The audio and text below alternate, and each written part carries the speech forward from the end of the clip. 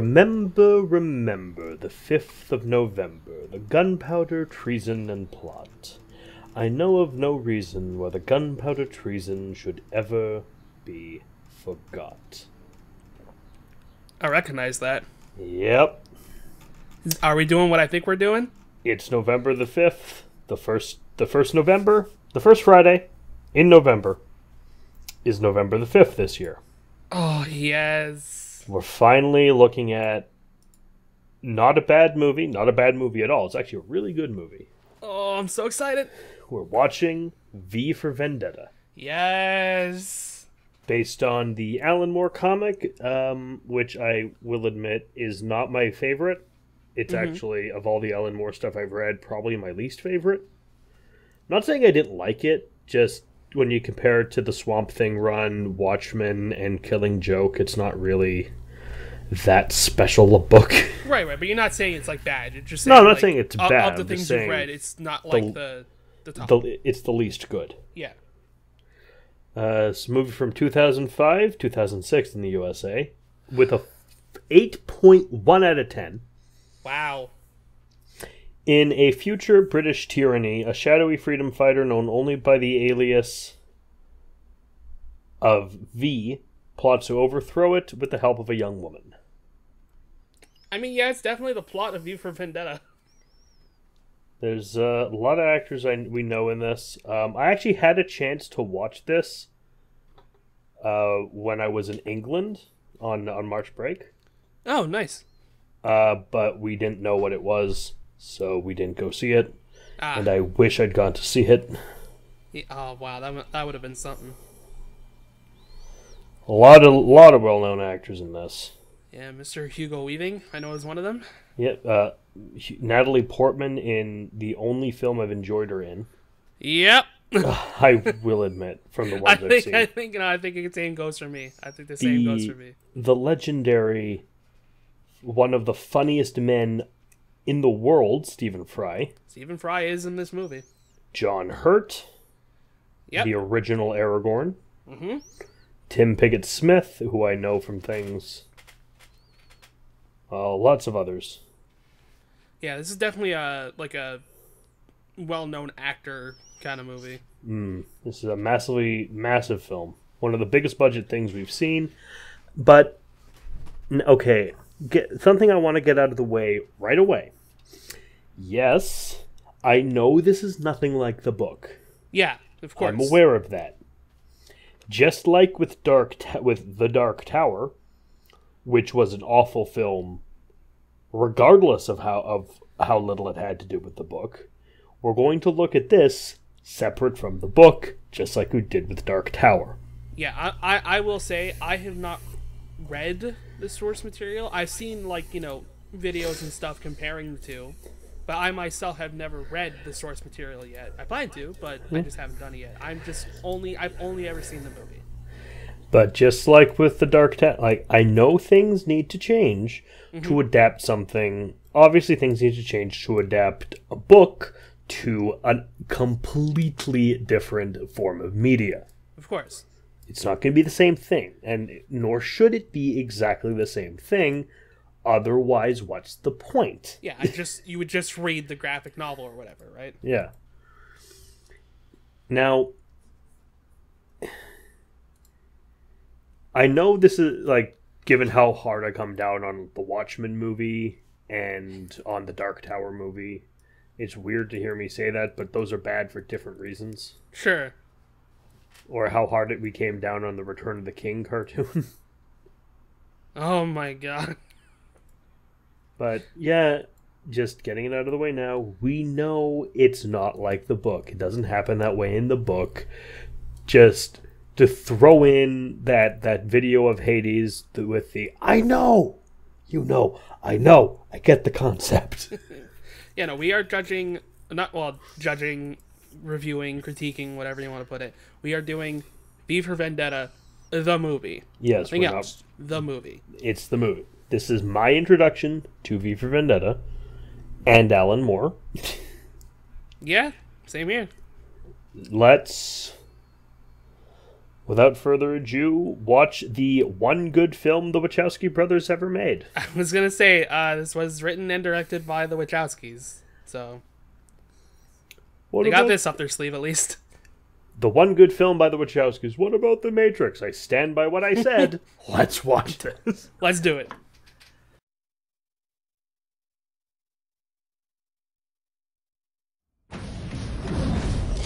Do you know why you're here, Evie Hammond? You're being formally charged with conspiracy to commit treason, terrorism, and sedition, the penalty for which is death by firing squad. You have one chance, and only one chance, to save your life. You must tell us the identity or whereabouts of Codename V. Do you understand what I'm telling you? Yes. Are you ready to cooperate? No.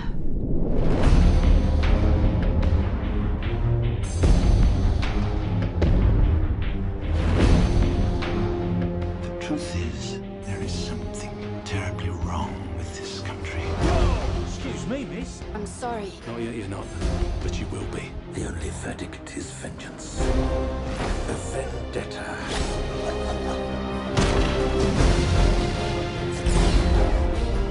If our own government was responsible for the deaths of 100,000 people, you really want to know? You're getting back at them for what they did to you. What was done to me was monstrous. And they created a monster. Fear became the ultimate tool of this government. I want this country to realize that we stand on the edge of oblivion. I want everyone to remember why they need us. I wish I wasn't afraid all the time. People should not be afraid of their governments. Government should be afraid of their people. It is you. Several prominent party members have been murdered, Chief Inspector. This is exactly what he wants. What? Chaos.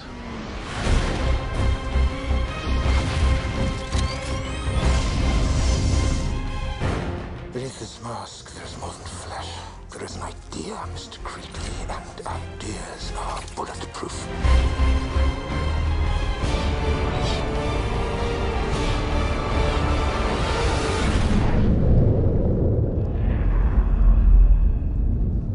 Remember the 5th of November.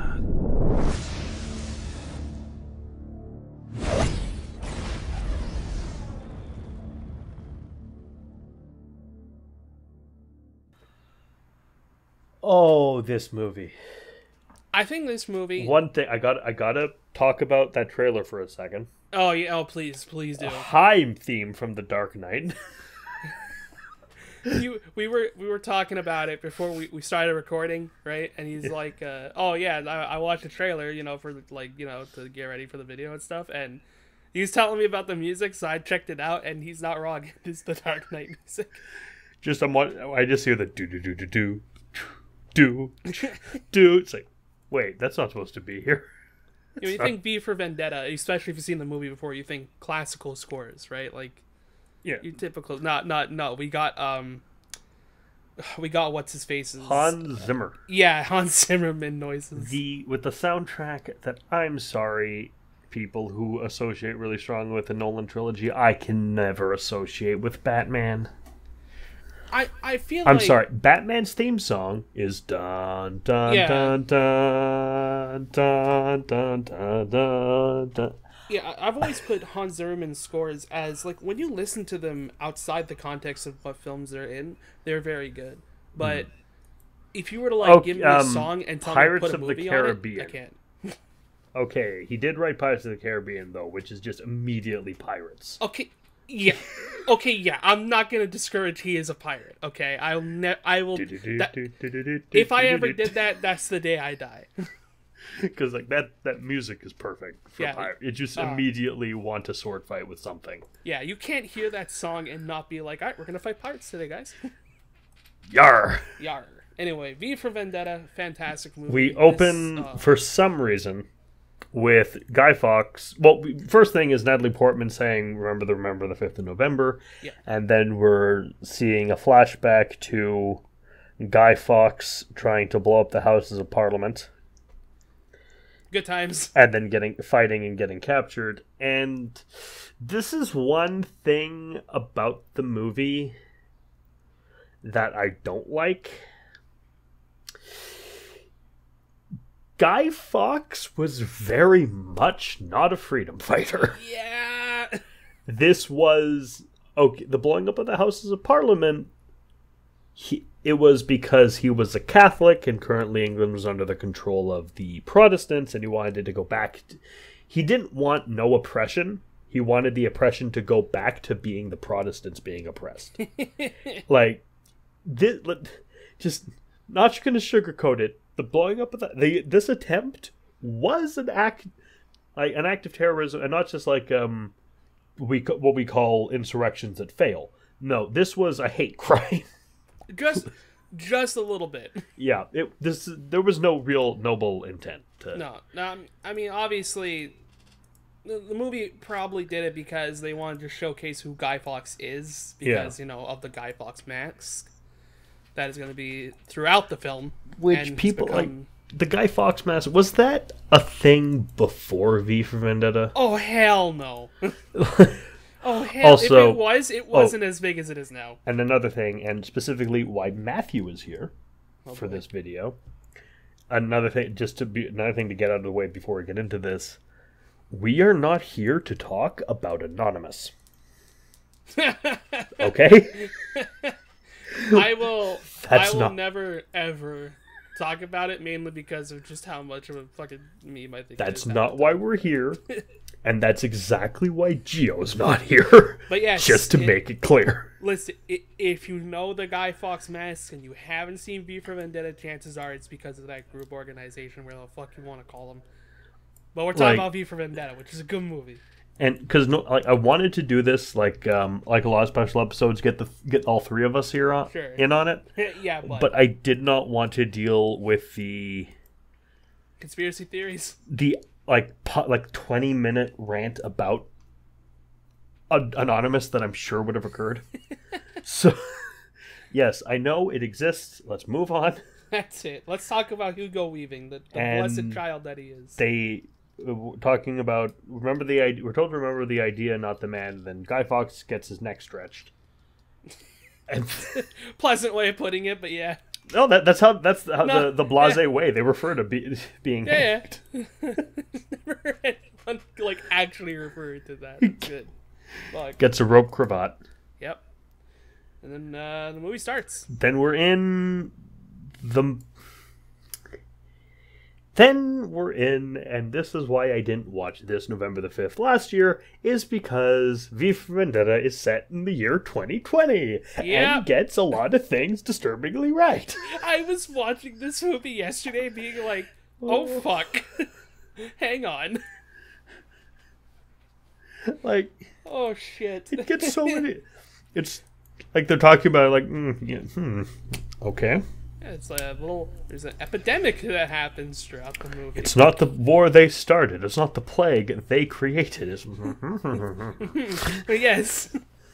And we have contrapointed shots of Evie, Natalie Portman. Yep. And V, Hugo Weaving, though you would never know. Nope. I didn't know until I looked it up. I find it hilarious that he spends because he has a stunt double, and he spends the entire movie with the mask on. Which means you never know what scene Hugo Weaving decided he just didn't want to do. It's like, I don't want to do the toast making scene. You get the stunt double to do. You make the eggs on toast, they'll do the voiceover act. I just love how you can't know, and then you're always wondering. I want to rewatch that movie now. Let's see if I can pinpoint when it's who. It's like try to watch Be Prepared and try to figure out when it stops being Jeremy Irons and becomes Jim Cummings. You can't. You can't. Because how does Pooh say goodbye to himself? We're back at that again. We'll always be back. We'll always be back. But V is getting ready for... He's getting ready to go BV. Evie's getting ready to go on a date with Stephen Fry. But we find that out later. Is that what she was doing? Okay. Yeah, okay. She's watching... We meet Louis Prothero, who is a right-wing media pundit. Oh, Britain is basically, it's a police state now. Yeah. Oh, yes. And they have they have their own swastika. It's a cross with another line through it, which did make me laugh because it is the symbol of the. It is the swastika stand-in in Charlie Chaplin's The Great Dictator. It's the exact same symbol. Is it? Yes. Oh fuck. That's pretty funny. It is funny. Oh, if you haven't seen it, Chaplin with Robert Downey Jr. Oh, I've been meaning to check that out. Definitely worth a watch. Very good film. Yeah, I've heard good things about it. Yeah, Evie takes out. She goes out. V goes out. Evie gets. Oh, she turns off the TV. And by the way, Louis Prothero. We are going to be referring to Louis Prothero for the rest of this review as Tucker Carlson. Because he's Tucker Carlson. He's fucking Tucker Carlson. Like, it is unreal how much he reminds me of Tucker Carlson after he made that comparison. He even kind of looks like him. That's why I really laughed when you mentioned that, because I almost can't not see his face now when thinking of all the scenes that he's in. Fucking God. Ugh. Anyway, that just made me depressed. Oh. Because if you showed Tucker Carlson this movie and told him that he'd probably take it as a compliment because he's an awful person. Absolutely. He'd consider himself the Messiah after that. He doesn't.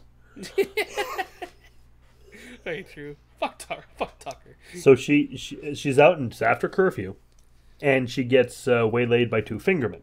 Now this is one thing I'm going to talk about in the book. Mm-hmm. Is the fingermen, because there are different branches of the government. Because there's the brain, there's the head, which is the center, and then we have the eye, which is the video surveillance, the ear, which is the bugging, the wiretapping surveillance. Yeah. The nose, which is the standard police, and the finger, which is the hand, which are not the hand that's Daredevil, but the finger, which are the violent secret police. Yeah. So this is the only surviving bit of that in the movie, but otherwise Fingerman sounds just kind of weird. You think of the thumbs from Spike. Yeah. Fucking God. I would not have batted an eye if the thumbs just kind of showed up in this movie. Actually, that's a video that came up recently. I saw on YouTube. It was like someone's like, Spy Kids makes no sense. Like, yeah, I know, that's the point. Yeah, it's no not shit. Supposed to. I'm pretty sure you stop caring after you see the thumbs. Like, you realize it's a kid's action sci-fi film, right? Machete's their uncle. Like, come on, I don't care about reasoning. Zorro's their dad. Zorro's the fucking dad. Yeah, she gets stopped. It's called by the Spy Fingermen. Kids. And they are a bit. She pulls pepper spray on them, and then they reveal that they're secret police, and they're going to do the bad things bad guys do in movies to women. Yes. And then I love this scene, but I have to point out that I've seen this scene so many times. It's time to establish that this badass crime fighter is in fact a badass crime fighter by coming in to save a woman about to be raped or mugged. Of course. That's just the thing. It's in all the Batman movies. It's in RoboCop.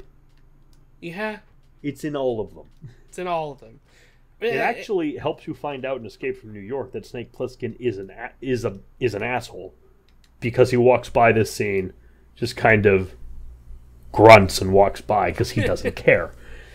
It kind of sucks too, because the scene that follows after he kicks the shit out of them is really funny when he just starts using every single word in the vocabulary that starts with V. I'll talk about that, but he quotes the Scottish play. Yep. And then he kicks a lot of ass with a knife. Of ass. You've seen this. He has knives. He's cool. Yeah, he's very cool. He's got the mask. Someone punched the mask, but the mask is made of metal. I always love that scene. He says something. What's that mean? It means spare the rod. Then he beats the person out. He rescues Evie. Gives a speech with all the V words, which is an Easter egg. Is it? Almost every one of those is a chapter name from the graphic novel. Oh, no shit. Yeah. That's fucking incredible. Also, kudos to Agent Smith. I don't know how many takes it took you. Oh, it must have taken at least 100. I'm sure there was one where he flubbed the last one and just said fuck it. Just a pause. Please clear the set. We're doing just clear the set. Because he does say a lot of them. Gus is both victim and villain. The only verdict is vengeance, a vendetta. It, like, knowing that Hugo Weaving played this guy makes this character so much better for me. He's fantastic. Yeah. He is great in this. I'm not sure if this is my favorite Hugo Weaving role, because it's a toss-up between this, Agent Smith, or his role in Priscilla, Queen of the Desert, because that movie is fantastic. I keep forgetting he's in that. Yeah, he's great. It's the only movie I've seen him where he's not a dick. like, let's be fair. In this, he's a dick. Oh, in yeah, Captain that's America, his job. he's a dick. In Agent Smith, he's the Antichrist. Therefore, a dick. Oh, but what a beautiful Antichrist he is. Even in Lord of the Rings, he's kind of a Elrond. dick. He's the wise elf guy. He's still a dick. Yeah, he's still kind of a dick. He's Megatron Oh my god. in the really stunningly bad Michael Bay Transformers films. That's Hugo Weaving? Yeah, he's Megatron. I can't get over it. Like, I've seen one of the Transformers film. I've seen the first one. Sure. And the thing that cements that movie not understanding what it's doing is Megatron and Optimus Prime. Finally, they're circling, they're doing the pre-fight banter, they get their weapons out, they go at each other, and then we cut to Shia LaBeouf. Yeah. It's like, no. Why? We don't care about Witwicky. It's like when you're watching the Godzilla movie and you're like, fuck yeah, it's about time. Godzilla's done. Why are we back to the humans? We're not here for get rid of them. I don't. I want to see Big Scary Lizard do Big Scary Lizard things. I am here to see giant monsters punch each other. Yeah. It's a reason I came to see a fucking Godzilla movie. But, yeah, so he saves Evie. Gives the speech. Are you like a crazy person? Oh. I'm quite sure they will say so. I love these. He asks her if she wants to see some music. He wants to hear some music. She says, "Yeah, sure." He takes fuck it. He takes her to the top of a building, which it's just the same building rooftop from every superhero movie. It's the same one from The Crow. It's the same one from Batman. Have you seen a rooftop in a London centered movie? You've seen this rooftop. Even if any movie, it's this rooftop. It's not the same. Rooftop. It's not the same view, but it's the same rooftop. Except it's probably not the same one from a lot of Batman stuff because it has no gargoyle for him to perch on. True. Oh, but yeah, he starts conducting the music, but there's nothing. There's nothing. And so Evie's like, "Oh, I'm alone on a rooftop with the crazy man." Okay. And then we start hearing the 1812 Overture playing from all the speakers, and everyone in London's like, "What's going on?" And then the Bailey explodes. And the fireworks, and there's a big V. And I have a drinking game for you. I have a drinking game, people. Not when a word with V is said, but whenever a V shows up on screen, take a shot. Will you make it to the end of the movie? Only if your liver is strong. You don't do this if you're under 18. Yeah. Also, don't watch my channel, but that's beside the point. If you somehow manage to trick YouTube with that, it's not my business. There you go. I'm not your parents. We're gonna try to keep the language acceptable as much as possible. Sure. So he blows up the Bailey. And he's laughing, and Evie's like, "Oh no." Oh, what have I done? Yep, he's crazy. You're right. He's a loony. Yep. And then we cut to a gigantic John Hurt. I love that John Hurt is Big Brother in this movie. Same here. You know why? Why? Because one of his earliest well-known films is 1984. Oh, fuck, he was in 1984. Where he plays the protagonist. And let's not beat around the bush. That's why he was in this movie. That's the whole reason he is Chancellor Sutler. Yeah. I forgot he was in that fucking movie. Oh my god. And they're banning the song. They're looking for him. They do have ID on E.B. Hammond though. And of course we get a great line from Sutler of, "I want this terrorist found, and I want him to know what terror really is." Okay, buddy. Well, he's the bad guy. Yeah. He is. And hey, he's played some great bad guys, even in terrible movies. Yep. Horned King. Oh my god, wait, he plays the Horned King? Yeah, he's the Horned King. Oh shit. He's also Ollivander. Oh shit. And and he's also the dragon in Merlin. Okay, that I knew. And he is Aragorn in the Ralph Bakshi Lord of the Rings. Yeah. He also was the Doctor in an episode of Doctor Who I haven't seen because I missed an episode. Now there's so much Doctor Who I haven't seen that it's too too terrifyingly daunting to start. That was me when I was watching the Matt Smith Doctor. Yeah. I was like, oh fuck, I missed the Christmas episode. What happened? I looked up and I saw a new Doctor. I'm like, oh, hang on. What do you mean? There's been 3 more seasons. The last one I saw was the Minotaur. There's a Minotaur, I think, and just I missed so much, and I can't go back to it. And I missed all of Peter Capaldi. Yeah, I know. I feel you on that one, man. Doctor Who is just daunting. It really is. See, it's one of those series that you got to be ready to get into. But Evie wakes up. Yep, in the when Crimea River's playing. It sure is. No, she doesn't. Not yet. First, she goes to work. Yes, that's right. At the BTN, British News Network. BTN, British Television Network. Yeah.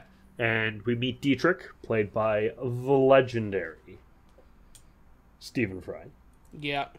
Voice of my childhood. He's the narrator on the Harry Potter games. That's right, he is. Yes, that's right. He was, not only is he one of the funniest men in British comedy, he's also one of the most beloved, because there was a time when he went missing, and the tabloids, a lot of British tabloids, instead of printing rumors about him, we got to find this guy. Oh, I remember that. So we got to find Stephen Fry. He's missing. He needs our help. And he plays his role very well in this movie, might I add. He plays everything he's ever been in very well. Very true. Heck, he's good in The Hobbit. Fuck, he was in The Hobbit. Yet Hugh Laurie wasn't. Yep. You need both of them for comedy. Well, yeah, she's doing her job at the network. Things are... She gets coffee. Yeah, we kind of get a little snippets of the news anchors and how they're going to be relaying the news of the Bailey explosion. A bunch of masks are sent to the showgirls. So things are going to go good. And then V shows up. Sure does. With a bomb vest. Yep. Yep. There's no real way around the fact that he has a bomb vest on. No, he's just there. That's not a typically heroic act. He just wants them to play a DVD, Yeah. No, not a DVD. This is one of those weird... Yeah, sorry. 90s through early 2000s movies that were so sure mini disc would go somewhere. Yeah. The little mini DVD things that no one fucking used. But every movie was like, oh, this is the future. This is going to replace DVD. Like, no, it isn't. I confuse them all the time for a fucking GameCube disc, okay? They weren't the future. I do find it funny watching, because with what we're in now, just, like, I'm watching, like, some of the DVDs I watch with their ads for DVD. Mm-hmm. It's like, it's the future. It's like, oh, that's adorable. Yeah, I remember when, like, VHSs were still, like, ahead of the game because DVD was just coming out. Yeah. I remember, like, getting a Disney movie or a Pixar movie, right? Where it was, like, coming soon to VHS and DVD. It's like, oh my god. We can have both. Or, some still convinced that 4K DVD or that 4K DVD means anything and is worth getting. Oh. This is coming from a guy who has a 4K television. I don't give a fuck. Like, what's the point? Really? I just needed a new TV, and it just happens to be 4K. Yeah, Wahoo. fair enough. That's all it is. So he holds the place hostage. He plays his message like, hey, country screwed up. Government's kind of fucking you over. Yeah, government's awful. Yeah, government's bad. So, hey, it's kind of your fault. I'm gonna say that it's kind of your fault for letting you do this. I get it. But hey, stuff's been scary. I understand. I'm not mad. So, I'm just disappointed. So, here's what we're gonna do. I blew up. You saw me I blew up the Bailey. Yeah, I did that, by the way. That was me. Full credit. They're lying to you about that. You're welcome. What can I say except you're welcome for the wonderful world you know. But hey, next year, House of Parliament, gonna blow them up. Be there or be squared. And hey, if you think everything's fine, you know what? Cool. Stay home. Just that next November the 5th, stay home, do your thing. But if you're also dissatisfied, come meet me there. Yeah, stand with me. It's gonna be good. It's gonna be big. And thus the plot point has been set. He has dropped the gauntlet. He drops the mic. The ball message is in gets cut out. Yep. And the police show up because obviously they would. Because duh. And the whole place is full of fog. Someone runs out with a V mask and a cloak and a hat. He gets shot immediately, and the news head anchor's filming. Yeah, and our main detective guy, whose name is escaping me. It's Finch. Yes, Finch. He is actually the secondary protagonist of the film. Yeah, pretty much. Primary protagonist is Evie. V's just the cool action guy. Yeah. He's not the protagonist. Which is very fitting. Though I do like cutting back to the first appearance of V in this film. I'm not questioning Powell's observation. I'm just remarking on the irony of asking a masked man who he is. That's why we like V. Who are you? You're missing the point of this thing, aren't you? And like the part where they go to the room, she's like, I don't see any instruments. Again, your powers of observation do not fail you. But Finch he's one of the detectives who takes on the whole V case because Settler told him to. Yeah. Who gets into it and gets close to it, and he finds out a lot of stuff. Yeah, like he's the one. He just can't put this fucking case down because at this point, right? Like his job has probably just been normal 9-to-5 shit, but now like this tiny disturbance is making him uncover all of this shit. And he's just like stuck in the middle of it. He's like, I don't know what to do. It's amazing he doesn't get killed. Honestly, yeah. V seals the door with a bat gadget. Sure does. I don't know. It looks like the thing he uses in Dark Knight, like that electric cannon thing. I don't know what it is. Yeah, I know what you're talking about. Yeah. It puts a Photoshop filter on the door or something. They find his bomb vest wired into the into the controls. He Yeah. escapes. Yeah, because he put everyone in a mask and a cape, by the way. Yeah, he escapes by making it look like someone else is him. Yeah. And then he rises up and does some cool knife stuff. And then leaves. Then takes Evie and leaves. Walks up path, goes to door, rings bell. Well, he escapes with Evie because the other police officer who's with Finch. Yeah, they found her stops house. him. And Evie pepper sprays him, and then V knocks him out. So he was just like, well, shit, couldn't leave you there, I guess. The guy who owns the company is trying to disarm, going to disarm the bomb, and Finch is like, do you have any idea what you're doing? Do you have any idea how long it would take to rebuild the station? Do you have any idea what you're doing? Finch had the face of, I guess if this is how I die, I die. To some fucking idiot who wants to cut a bomb. Now, miraculously, he does do it, but part of me thinks that that bomb wasn't going off anyway. It was a distraction. Yeah. I'm pretty sure if he cut any one of those wires, the bomb timer would have stopped. 'Cause, like, don't get me wrong, like, V walked in there with it, but I don't think he would have killed everyone in that station just to prove a point. Now, a lot of them people are not, in fact, Nazis. So. Yeah. Shit, Evie's in there, so you know. So he takes Evie to the Shadow Gallery, Yep. which I believe is in and under the British Museum. My personal theory. It's I can stand with that. It's the dopest video game hub room you've ever seen. Yes. Because it's got everything.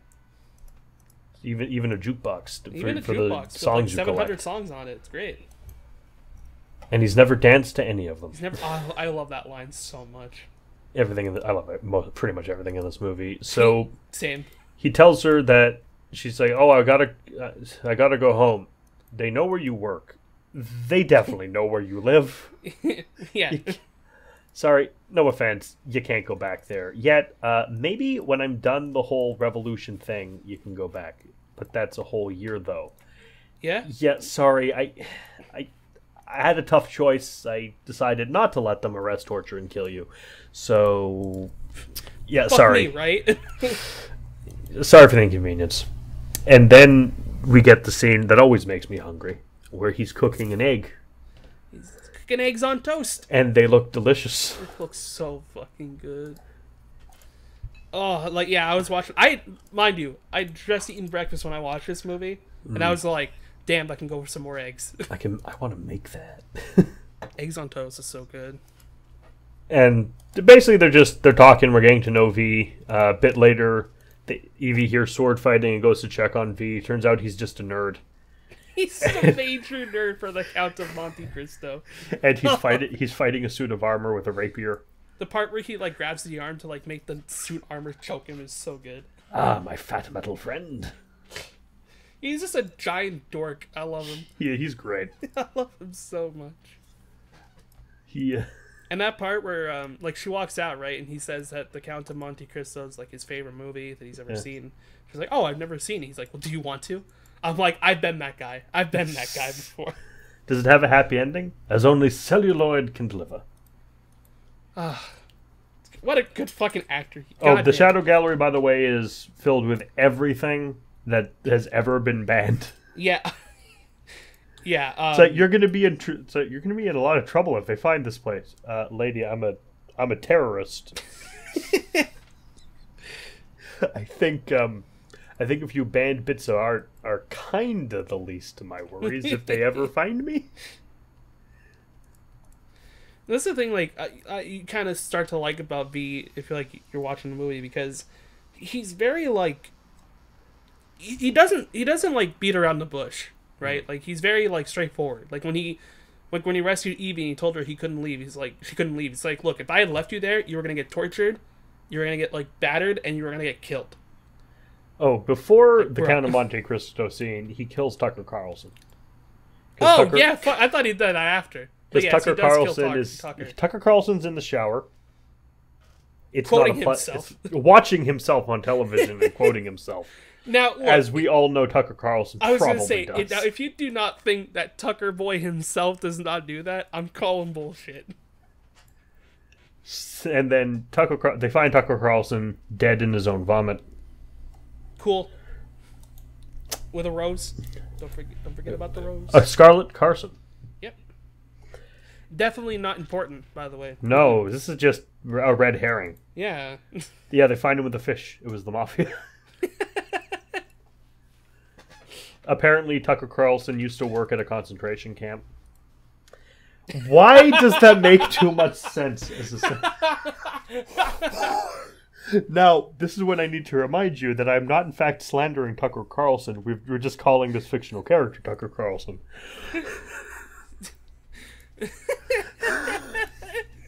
That was a very good sentence that I'm glad is recorded. Holy shit, that was good. I look forward to seeing the like to dislike ratio on this one. Oh, bring it on, Tucker Carlson fans. Why would you watch me anyway? Actually, if Tucker Carlson fans watch me, I'm actually kind of offended. Anyway, he's fucking dead. He's very dead. He's very dead. And they find out on television. Evie finds out when they're watching the news after Count of Monte Cristo. And it's like, did you kill Tucker Carlson? Yes. Yes. Well, do you want to lie or the truth? I think she picks the truth, right? Yeah, that's enough of an answer. And yeah. She storms out. Like, yes, I killed Tucker Carlson. You're welcome. I see no wrongs that I've done here.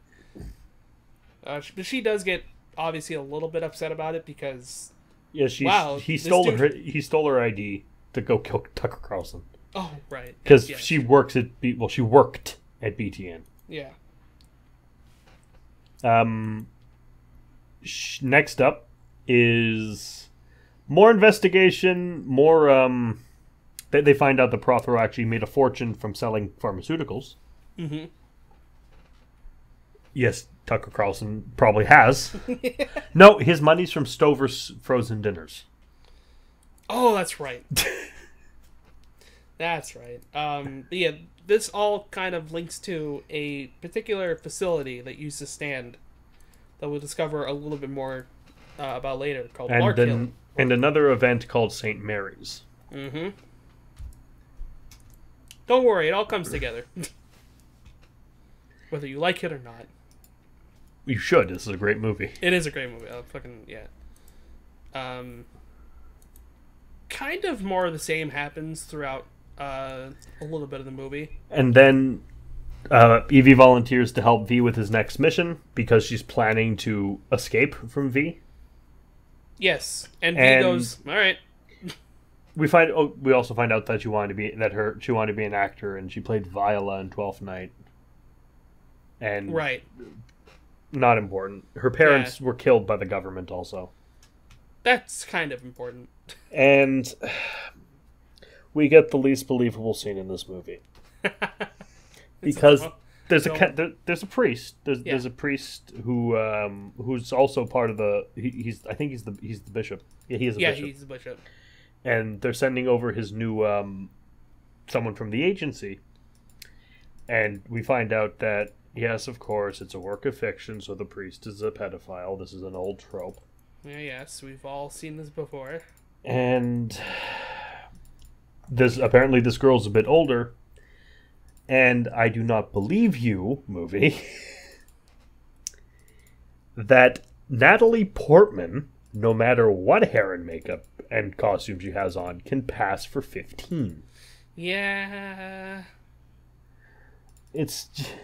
Yeah. Look, no matter what she's wearing, she's obviously in like her early 30s. So yeah. Yeah, this isn't 2001 Natalie Portman. Like it's like when you're watching The Breakfast Club and you're like, Molly Ringwald's a teenager. Like, no, she isn't. No, you are not. Or you like can tell me you are. But or like when you see the cast of Power Rangers, like teenagers with attitude. Like, no, they're not. No. Attitude, maybe. Yeah, teenager, no. Teenagers, no. Maybe one of you. At most. Might be 19. Yeah. So she tells him the V for Vendetta. Oh yeah, V's coming to kill you. You gotta escape. I know because I opened the window in the room. They told me to get ready, and sorry about that. But yeah, he's gonna be coming in any second now, and he's gonna stab you in the head. And the priest goes, That's fun. Let's. I'm going to do bad things to you now. Yeah. We get a line that's always confused me in this film, where he calls her the W word. Oh yeah. And it's like, I'm sorry. The fact that she won't have sex with you for money means she's a prostitute. All right. Your logic is interesting, but whatever. You're about to die anyways. Who cares? you're gonna. And you freaking deserve it if you're doing this kind of thing. Absolutely.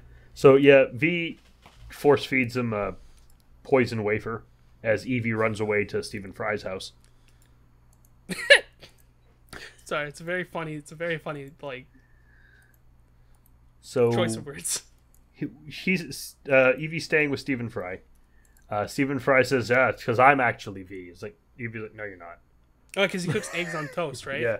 Yeah. It's like, wait, it's funny. V made me the same thing when I stayed with him. It's like, yes, I am V. He's like, no, you're not. He's like, all right, well, I tried. And we do learn some pretty interesting things about our man Stephen Fry. Yeah, over here. he also collects some band artwork, and he's also. I can't say this like it's any kind of revelation, but Stephen Fry is gay. Yeah. I knew that because he is. But the character is in the movie. Yeah, but the character, it's one of those things where, oh, hey, if you are openly gay in this world that they're in. Well, yeah, it is a right-wing paradise, so it's very illegal. Very, very, very illegal. And we cut forward a bit. Yeah, she's staying at his house for a bit to like lay low. A doctor investigate, like the coroner looks at the Prothero and the priest's bodies. Oh yeah, and she says like typical chemicals. Like... Dr. Delia Surridge. Yep. And Finch. She's the next victim. Yeah, because Finch hands her the rose that's been being left, or the flower, I should say. Yeah, the Scarlet Carson. That's being left at the crime scenes, and she kind of looks at this thing like, oh, it's a Scarlet Carson. I thought they were extinct. And then she goes home, and then V's there. She wakes up at night, and V's there. Yeah. And it's like, figured as much. You here to kill me? Mm-hmm. I killed you 10 minutes ago. Good, thank you. And he doesn't violently murder her. He gives her a painless poison because she's the only one of the people who didn't start doing horrible things. And even then, like, and the was part where legitimately sorry for doing the horrible things. Yeah, because like one of my favorite parts of the movie, where she goes, "Is it wrong or too late to even apologize?" And he goes, "Never." And say, like I'm sorry. It's like, okay, I feel a little bit bad now. Thanks, movie. It's she dies, and then they find the journal and a flower. Mm-hmm. And she and Finch and the priest were all involved in a concentration camp called Lark Hill. Yeah, that's basically what it was. Yeah, Lark Hill's kind of fucked up, just a little bit. Well, okay, by being it's hard to have a concentration camp that isn't. No, right. Like by its very nature. Right. They did like a lot of testing and medical stuff that's just kind of led to what V is today, in a sense. It's where they sent a lot of undesirables. Yeah. And anyone deemed like a major criminal got sent there as well. Not even a criminal. Not even a criminal, fuck. Gay people, black people, Jewish people. Yeah. Just people that they didn't agree with. Put it at that. What Tucker Carlson wants. Yeah. And Finch kind of is still looking into all this, especially with the book, which Settler wants to be forgotten, by the way. V manages to... He was the one in room 5, which is why he calls himself V. Yeah. Roman fuck, numeral. I never even put that together. Even the shot on the door that says V... Yeah, I don't know. I never clicked. Fuck. And I was too busy being swayed by his words. Okay. He blew up the concentration camp and escaped. Sure did. And he looked at me, not with eyes. There were no eyes. But I knew he was looking at me. And then he does the thing. And V is reborn in fire as an interesting parallel to a later scene. Yep. And this is somewhat alluded to in the beginning when Eve sees his hands. Yeah, he's very burned. He's very burned. Which is... Oh, no, it's a little bit later. Never mind. But yeah, something obviously happened to V that we know about, and this is just building up to, like, what actually happened. Because I think it's kind of an interesting thing that all kind of weaves together. And Finch is kind of the guy putting it together little by little. Because he's just finding all these little tiny things. Yep. And just, I mean, like, he's doing his job. He's being a fucking detective and just trying to figure out the case. He doesn't really care about who's done it at this point. He just wants to figure out the why. So Stephen Fry's like, hey, I got a really good show that's coming up on my show. Yeah. And now, they gave me a script. I threw it out and did my own. It's hilarious. And John Hurt comes on. Yep. And then V is like under him, like, haha, I'm V, I'm the terrorist, you haven't caught me yet. Then there's this whole Benny Hill skit. And the whole time, Sutler's watching because you see a man in an armchair holding a glass of milk. And they say that he drinks a glass of warm milk every day. Which apparently is true. Nothing wrong with that. No. Everything else you've done, Sutler, a lot wrong with that. But it's probably one of the more normal things that you do. He's watching, and then they do the whole skit. Apparently, V is also John Hurt, and then they both got killed by a firing squad. There's a gorilla. I don't know why, but there is a gorilla. And then they're laughing, and then John Hurt just anger smashes the glass. Look, Stephen Fry was really taking the piss. Yeah, and with this whole situation. And then, of course, Creedy, played by Timothy Pickett Smith, who you may know from Jewel and the Crown or the original Clash of the Titans. Yeah. Who is the head of the secret police, shows up, says, "Not so funny now, is it, funny man?" and clunks Stephen Fry across the head in a parallel to the scene were shown much earlier in the film where Evie's parents are captured by the secret police. Yeah, she's even hiding under the bed like she did when she was a little girl. But this time she knows not to scream and get captured herself. Yeah. And it should be said, I think Stephen Fry's character definitely knew this was coming. If he didn't, he's stupid. Yeah, if he didn't, he's stupid. But you can tell there was a sort of, like, acceptance that what he did, he doesn't regret. Because fuck these people. Though he does regret, oh no, but there's a moment of, oh wait, I'm hiding a fugitive and I've gotten them in danger too. Yeah. Shit. Shit. But he does get captured, black bagged, the whole shebang. Evie does escape until she is grabbed by a soldier. She's captured and she wakes up in an interrogation room being interrogated by a shadowy figure. Yep. She gets her hair shaved, she gets tortured and interrogated and tortured and interrogated. It's very long and drawn out. Yeah, because they only want one thing. Any information. Where's V? Who is V? Just, come on, we gotta catch the guy. Like, just give us, like, a fucking... Come on, we'll let you go. Just give us an address. But she doesn't. She holds out. She finds the story of Valerie in her cell. A little mouse hole. Though I do have to say, just the interrogations. Spoilers, like right away, some spoilers for this, but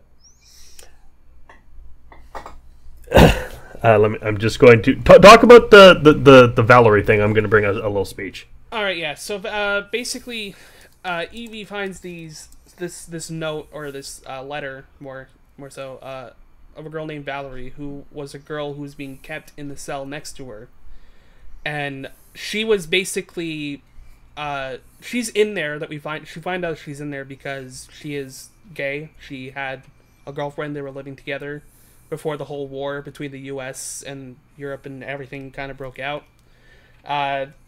She wanted to be an actress a long time ago. She even ended up starring in a movie. That's where she met her current girlfriend before all this stuff happened. And really, it's just a story about how, being who she is, how everything was just kind of looking down on her. But she finally reached, like, a somewhat utopian life where everything was kind of the way she wanted.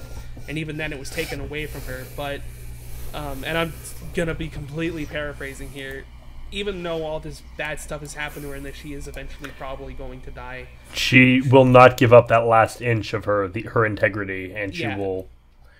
Even she knows she's gonna die, but she will not let them. She will not let herself be broken. Yeah, she won't break. She wants to keep that integrity to herself, and she even says in the letter, "If you are reading this, and it doesn't matter if I never see you, if I never meet you, I hug you or kiss you or anything, know that I love you, because that's what we kind of fucking need right now." And this makes Evie just kind of... It's eye-opening. Fully grasp... Yeah, it's really eye-opening. Like, she finally grasps everything. Then she's brought in again to be interrogated for a final, almost one last time, by a very familiar silhouette and just the person. As you can see, we've had our eye on you for some time now, Mr. Anderson. It seems that you've been living two lives. In one life, you're Thomas A. Anderson, a program writer for a respectable software company. You have a social security number, you pay your taxes, and you help your landlady carry out her garbage. It was a very, very Mr. Smith moment. So... there are a lot of Mr. Smith moments in this movie. A lot of Mr. Smith moments. So, come on, tell us. He doesn't even care about you. Just tell us. Anything. Tell us or you're going to die, all right? Yeah, just like, we'll literally take anything at this point. Just please. We don't want to... Look, we really don't actually want to keep torturing you. We don't like it. But, like, come on. Please, just tell us something. She's like, I'd rather die. All right, guess you're free then. What? I guess you're free of fear. Goodbye. Like, what? What? Then apparently it's all fake, and she sees that one of the guards is actually a puppet. Yep. And Markiplier would love this scene. And it turns out that it was all fake in the shadow gallery. And she just has a bit of a mental breakdown. Completely in the right, by the way. Yeah, she says that V's evil, and in this context, yep. Mm-hmm, yeah. Probably. And it's not like V disagrees. Like, he knows what he did is, like, really fucked up. Yeah. And also, how long it would take to build the place where this happens. He probably had this prepped for a while. I mean, like... just on the off chance. Yeah, I mean, like just something that happens a little bit later. This man dug an entire ass tunnel for 10 years. So the chances are that he built this whole cell just in case is not that bit of a far of a stretch. I mean, probably doesn't have a whole lot to do. That's it, waiting for between the terrorist stuff. He needs a hobby. He does need a hobby. He can't just watch The Count of Monte Cristo 1,000 times. I mean, I'm sure he could. But he probably shouldn't. He probably shouldn't. But yes, this is basically breaking Evie of her fear. Something that she said she wanted to get rid of. And bit of an extreme way to do it, but okay, I guess. And then he takes her to the roof, and she is reborn through the rain. Get it? Because God is in the rain, which is said before. She's reborn in water, where V is reborn in fire. And that kind of hits him a little bit. You can tell. And I can't really look at the scene without thinking of the Shawshank Redemption. Yeah, a little bit. A little bit of Shawshank in there. You either get busy living, or you get busy dying. Yeah. But yeah, it's a fantastic film, so obviously things are going to make you think of it. Of course. So she leaves. It's like, hey, here's the... I was going to keep this manuscript I found, but it doesn't seem right seeing you wrote. It's like, oh, I didn't write it. Valerie was real. Yeah. Wait, Valerie was real? Yeah, Valerie was real. So she was next to myself. Wait, you were at Larkhill? Yep. And then that's when Evie kind of puts things together. It's like, so this is just about revenge. Well, okay, I wouldn't say that. Like, when you put it that way. I mean, it's not. It's part of it. I'll admit it was part of it, but I mean, just because revenge is part of, like, my favorite movie is Count of Monte Cristo, that should have picked up something about that. Right. This is still stuff that needs to happen. Yeah. It's, like, yeah, he makes it a very good point where it's like, yes, I am getting revenge, but that's, like, the small part in this whole thing that I've been planning for. This is just to get back at what was done to you. What was done to me was monstrous, so they created a monster. Well... superhero, maybe? No. But... It's kind of the same thing they did with Captain America, but really screwed up. a little bit. But Evie is going to leave, and he is completely aware of that, and he's fine with it. No, he is not. He's not. He only asks for one more thing, which is, I just want to see you before the 5th of November, basically. She's like, all right. But we don't know if she's telling the truth or just placating. He looks at himself in the mirror. We don't see it, fortunately, and just throws the mask in the mirror and bursts into tears. Yeah, because, I mean, poor guy, you know? But also not poor guy, because... Yeah, you reap what you sow. You reap what you sow, exactly. And I think he's 100% aware of what was going to happen doing the things that he did. But, yeah, we kind of, things are a little bit strung along together. Finch meets up with someone called William Rookwood, who is and we get the whole story of Queen Mary's and how St. Mary's, and how it's a viral attack that was perpetrated by the British government to allow Chancellor Sutler to rise to totalitarian power. Yeah. And I don't want to get into that argument in the comment section, so don't you freaking dare comment. You will be deleted. Yeah, and like something that's there are other places to have this argument. If you start this argument in my comment section, you're getting banned. Well, not banned, but your comment's getting deleted. And take the hint the first time. All right.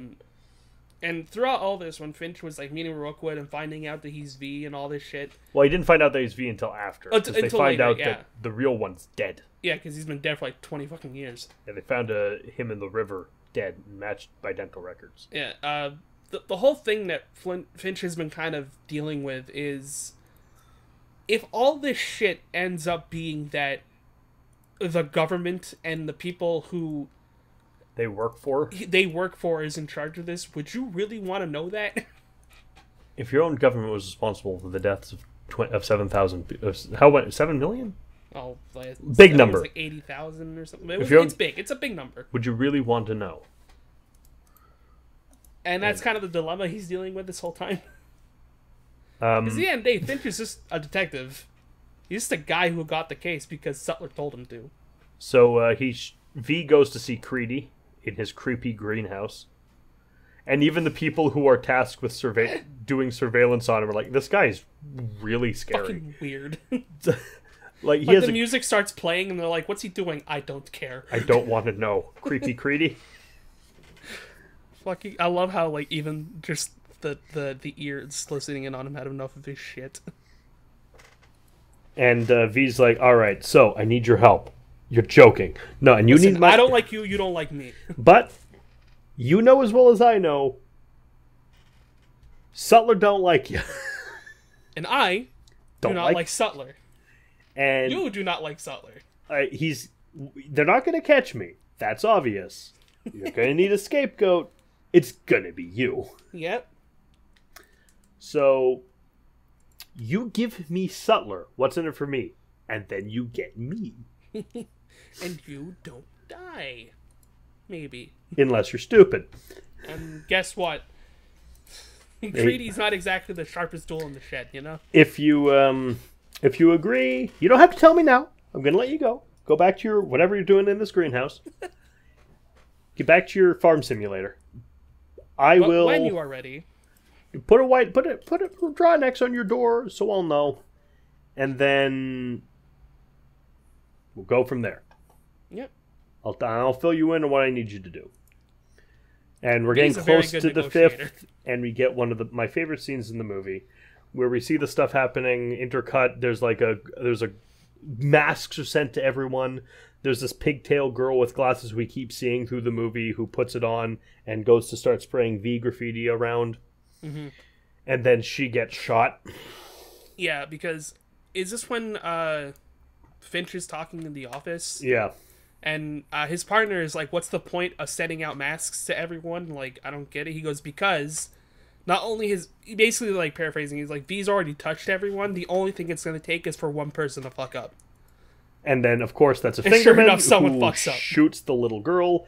Yeah. And then everyone in the neighborhood's coming out with shovels and pipes. And he's like, no, I'm with the government, though. And they're like, hey, cool. You shot a little girl, though. Yeah, we don't care. We don't care at this point. So he gets killed, martial law is declared, and all this time, V is setting up a domino. And then he flicks it over, and then they all fall down, and we get this V symbol. No one is going to see this V symbol except for him and potentially Evie, and that's probably about it. No, it's just him, and he sets it up because, as we said, he has a lot of downtime before he has to do his blow up the Houses of Parliament, so he just tracked down like 1 million dominoes and spent presumably weeks setting them up. I fucking love V so much. Once again, he's just a dork. It's like a lot of this really cool scenes he has. When you think about the logistics of him actually doing that, you're like, why did you do this? Like, you gotta think, right? The opening shot is him just kicking the shit out of these 3 cops and then blowing up a significant symbol in this city. The next thing he's doing is wearing a tiny little apron and cooking eggs on toast. Yeah. I fucking love this character so much. He's just so strange. When you think about it. He pretends that he doesn't know that. Like, he knows he's weird. Oh, no, he is fully aware that he is insane. And the fact that it's Hugo Weaving playing him, potentially all the time, maybe not. Like, heck, even the fact that he forgets he has burned hands. Yeah. What happened to your hands? Oh. Right. Right. Sorry, I hope that didn't disturb your breath. No, are you okay? Oh, yeah, it's fine. Happened a long time ago, I'm fine. Well, I'm not fine, but you just have to, that's how you just have to say that you're fine, but you're not really fine. Cute piano music. Oh, shit, yeah, so anyway, this is all leading up to the big day, November the 5th. I just love, because there's like a little scene after he kicks the dominoes over where he's looking at them, and it's like, wow, that was, and just in his head, I'm either thinking, there are 2 possible thoughts going through his head. Either one, wow, that was really disappointing, because you know they didn't actually go in slow motion for him. Yeah. Though, I mean, he has that, like, reflex sense. They might have. Or 2, wow, now I have to clean this all up. Fuck. It's not supposed to be this funny. It's really not. But it's just because you love this guy so much that, like, when you start realizing how much of a fucking strange man he is. He's just a dork. Like, you know, like, when he was setting up that domino thing, he was probably like, this is really stupid. Why am I doing this? Oh, yeah, because I want to. Because I have nothing better to do. I got weeks to kill. I may as well fucking do something. I don't know, it's like the girl he likes left him, and now he's just kind of... He's kind of bored. Guess I'll set up 1 million dominoes. Which he does. He knocks the dominoes over. He gets everything ready. Evie does come by. They did, Oh, yeah, he's sitting in his room getting ready. Yeah. And music starts playing, and that's when he realizes Evie is there. It's Cry Me a River again. Sure is. They dance to it. Well, it's like dancing on the 90-year revolution. A revolution without dancing is one not worth having. God bless this man. They dance. She kisses his mask, which is weird. You know. I guess she's also become a dork. I mean, she was watching The Count of Monte Cristo in her apartment building. Crisco's margarine. Oh, right.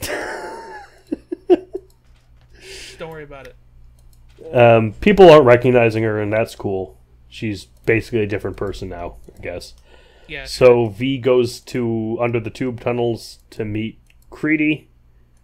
Creedy brings in Sutler. V Fucking kill. shoots him in the head. I love how V shows up. He just appears in the center of the room and says, "Penny for the guy," which is it's a Guy Fawkes tradition. You Guy Fawkes Day is the 5th of November, and kids go to houses, ask for penny for the guy, and they use it. I can't remember what they buy with it, but it eventually leads to them burning Guy Fawkes in effigy. Cool. It's a British thing. See, they kill Sutler. Yeah, he goes out like a little baby. He does. He cries a lot. And Creedy remarks on how pathetic he is. Like, that's pathetic. I mean, yeah, but I don't gotta do a guy like that. So, all right, we're gonna kill you now, V. Yeah, I don't think so. What do you mean you don't think so? Well, you do manage to shoot me. I mean, I'm gonna die. I'm well aware of that. But the only thing, but you're like me. The only similarity we have is that we're both about to die. How are you gonna? I have guns, and you've got your fancy knives and your bloody karate gimmicks. I have guns. No, what you have are bullets, and the conviction that once your guns are empty, I will be dead. Because if not, because I know your men will be dead before they reload, and you will die with my hands around your neck. The next scene proceeds to exactly what happens. He does get shot a lot. It's such a good action scene. Such a good action scene. He gets shot, and then he kills. It's like ideas are bulletproof, and he turns around in such a way where his hair flips out, and I just want to slow it down and put L'Oreal over it. He does in fact choke out Chancellor Sutler, and kills all of his guys before they reload. 2 he kills with throwing knives, another 2 he kills with throwing knives, and he cuts the other's throat. I do love how he draws 2 knives in one hand and then flips them out to make another V. Yep. Once again, take a shot every time you see the letter V. Also, fun fact, in the mirror in the shadow gallery that says, I, while living through truth, I who living have conquered the universe. In Latin, so it's all starting with V. Yep. On the top of the mirror, upside down, is the V logo of the movie. The V in the circle. Of course. The little Baroqueism at the top there. So, he kills all the people, but he's not doing great. No, I mean, he was wearing a quote-unquote vest. Yeah, but it's like... But when you got like 40 armor. bullets being shot at you per gun... there's a reason people don't wear breastplates anymore. Yeah. Right. Yeah, he did take quite a beating. And Finch, by the way... Finds Evie because... But first, V dies. Yeah, V dies. So Evie puts him in the train with the roses laid out for like a Viking would be for their boat pyre. Yeah. And she's going to pull the lever and then... wrong lever. Then... pull the lever. Wrong lever. I don't know why we... Who knew this trapdoor would lead here? Sorry, I just want to get this off my chest with that part where they're like, how did you guys get here before us? Actually, Crunk, how did we get here before them? Oh, you got me. By all accounts, it doesn't make sense. If you have not watched that movie, watch that movie. Squeaking. Squeak.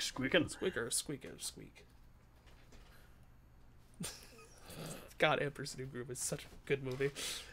Personally, I prefer Road to El Dorado, but I mean, oh yeah, of course. But it's a good movie because you remember the Kronk and Yzma scenes. Yeah, exactly. But when Pacha and Cusco are on screen, it's really, really dull. Like I do not care about these characters, and that's saying something for one of them being John Goodman. Yeah. But yeah, definitely Road to El Dorado is a lot better. It's tough to be a god. Finch finds them because throughout his journey, he figured it out. He even went to the site for Larkhill, and he says when he went there, it kind of just all started making sense. Like he got these feelings, and there's even a part where before Sutler dies, they're getting ready to set up the army and stuff, and they're like, oh, we got all the anti-air stuff, we got troops and everything, And we're like, oh, what else have we done? He goes, well, there's this other thing that Finch over here thinks we happened, but I think it's stupid. And Sutler's like, what do you think? He's like, well, I go by the tunnels. He's like, they're stupid. We closed them down. He's like, oh, I just got a feeling. I have a few. If there's one thing I'm certain of, Mr. Finch, is that this government will not survive if it is subject to your feelings. And Finch is like, okay, fuck you then. I'm gonna go check the tunnels on my own. So finds Evie. He was right. Don't pull that step away from the lever. No. Please? All right. Please? No. All right. Well, fuck it. Sure, I don't care anymore. I'll buy into this shit. Pulls the lever. She pulls the lever. All the people in V masks show up. The army doesn't know what to do. Yeah, they don't have any commands from Sutler or Preety, so it just tells them to stand down. Because, and I mean, what? You want us to just open fire on civilians? Yeah, exactly. Like, fuck it. They're everywhere. I'm not doing that. Yeah. So they storm towards Parliament. They all and stand. They watch as the train arrives. The music starts. Not the 1812 overture. Nope. It explodes. We have the fireworks. We find it's like, who was he? He was Edmond Dantes, and he was my father. He was my brother. It's like all this people. Basically, he was everybody. It doesn't matter who he was. Yeah. If he has a past, he'd prefer it to be multiple choice. No, that's the Joker. This is a good guy, sort of. Sort of. And this is kind of how. And we get people unmasked. There's Valerie, and her girlfriend and her fiance are unmasked. Stephen Fry, the little girl, Evie's parents, and Hugo Weaving. Yeah, and Hugo Weaving. Yeah, the dead are also being unmasked. Fincher's partner as well is there. Mm-hmm. I guess. Well, I think he was actually there. No. Dead. I mean, I just mean it's like, oh, okay, yeah, I guess he did put on the mask. Makes sense, sure. Clive Ashbourne played Guy Fawkes. I had to check because I thought it might be Hugo Weaving. That would have been so funny. I mean, would have saved money. Oh, that's who he is. Who is he? Have you seen Pirates of the Caribbean: Dead Man's Chest? Is or that at the World's second End? one or a third one? Well, he's the blowfish man. He's the bosun.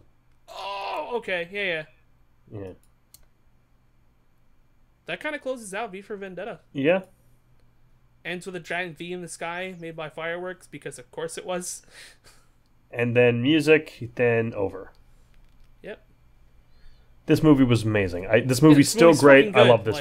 I love this movie. I had a dystopian class for English in college where we took a different dystopian futures and stuff. One of them was 1984 because of course it was. Of course. But we also talked about V for Vendetta, that's when I do have to say about dystopian stuff. If you have a choice between reading 1984 and reading Fahrenheit 451, read Fahrenheit 451. It's better. It's just a better book. But I like 1984. Have you read Fahrenheit 451? No, not yet. It's better. I trust you. Also, my favorite Orwell book is Animal Farm, personally. Yeah, of course. I mean, that's the one I read. That's the one I read yearly. Yeah, it's a classic one. Did you read Clockwork Orange in that class? No, sadly, we didn't have time. He wanted to, but we didn't have time. It's such a hard read. Yeah, that's the reason why he didn't pick it. Not because of the violence. The violence is really, really rough, but it's written in nonsense. Mm-hmm. It's written how they speak in the movie, and you're reading at the beginning like, what? Yeah, what's a Gulliver? Our professor for the class was like, he's like, I have so many that I wanted to pick, but I just picked ones that I knew like it'd be easier for you guys to read and watch. Which is why like we watch movies like V for Vendetta and like a bunch of like Black Mirror stuff because it was popular at the time. So that was your introduction to V for Vendetta? That was the first time I ever watched V for Vendetta, because I had obviously heard of it like when it was coming out, but obviously. I mean, yeah, you couldn't really go fucking corner to the cinema without hearing about it. But seeing what that movie was, 16 or 15-year-old me at the time was just like, yo, this movie's probably way above my head. I'll watch it in the future. And then I just never got around to it. And when I finally watched it, I remember sitting back and just going, fuck, that was good. It is a really good And it's film. a really good movie. This is my 4th time watching it, and I still love this movie. Like, It's an annual watch for me. I watch it every November the 5th. I don't blame you. Except last year, because Except last 2020, year. and it was a little Yeah. too close to home. Of course. But, the wonderful movie. It's just one of those ones that it's easy to recommend. Yeah. Even if you have no prior knowledge to the book, like, just watch it. It's good. I'm trying to think what dystopian stuff I'd recommend. Aside from Fahrenheit 451. Oh, fuck. There was a really good short story. I don't know if it counts, but I have no mouth and I must scream. Oh, no, that definitely counts. I Well, would count. no, I think that there's a line between dystopian and post-apocalyptic. Oh, okay. Yeah, no, that makes... Okay, that's fair. Yeah. I'd still count it, though. Definitely check it out either way. It's fucking good. The Gunslinger. The Gunslinger. That's more post-apocalyptic. Yeah. Not the Dark Tower series. Although obviously I recommend the Dark Tower series, but it gets really freaking weird. Oh, I mean, it's not that surprising considering who wrote it. Like book 5, Stephen King shows up. Like Yeah. the actual Stephen King. Yes, because they you can travel between dimensions with magic doors. So, Lion the Witch and the Wardrobe possibly is an introduction to dystopian. Yeah. Yeah. Oh, this movie was good. God damn, this movie was good. I'm glad I got to watch it again. That was a fun time. The Running Man. Oh yes. The Running Man and The Long Walk are both very good. Have I seen The Long Walk? No, you. Okay, there is not a movie of the Running Man, of The Long Walk. There's not a movie of The Long Walk. Oh, sorry, I meant Red. Sorry. It's the book. And Running Yeah. Man, you may have seen Running Man, Oh, I've seen. but you don't know what the story of the Running Man is No. because it's nothing like that. Yeah, no. I know I've seen it. Well, yeah, it's gonna punch through your stomach and break your damn spine, but that's not that's not the book at all. The book's really depressing, and he doesn't win. Oh, F. Like, it's Richard Bachman, which is Stephen King's darker alias, and bear in mind, darker than Stephen King. Yes, Which is an that's interesting segue, because next week, Oh shit! Let's go. we're going to be looking at a Stephen King movie, Oh shit! based on a short story from one of his compendiums of short stories from the one from 1993, Nightmares and Dreamscapes, which features vampires. Oh hell! See you there for that next week. Yeah. I've been have Merrick fun. D'Amato. I've been Matt. And I know of no reason why the 5th of November, why the Gunpowder Treason should ever be forgot. This is a long one, but we had a lot to talk about in V for Vendetta. Yeah. TLDR. Just remember the 5th of November. Shouldn't TLDR not go at the end of a video?